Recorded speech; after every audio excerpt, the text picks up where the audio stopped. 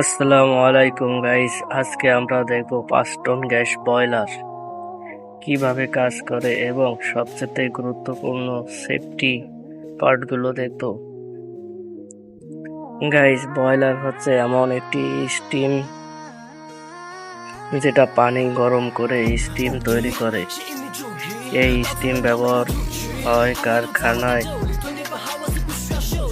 Iron, খাবার কারখানা, garments, সব জায়গায়। ফায়ার টিউব, এখানে আগুন টিউবের ভিতর দিয়ে যায় আর পানি চারপাশে থাকে। এটা হলো ওয়াটার লেভেল গেজ, পানির লেভেল দেখা যায়। এটা হলো সেফটি ভালভ, চাপ বেশি হলে স্টিম বের করে দেয়। প্রেসার মিটার, স্টিমের চাপ দেখায়। এই মিটার দিয়ে স্টিমের চাপ দেখায়। গাইস, বয়লার চালাতে হলে সেফটি সবচেয়ে গুরুত্বপূর্ণ।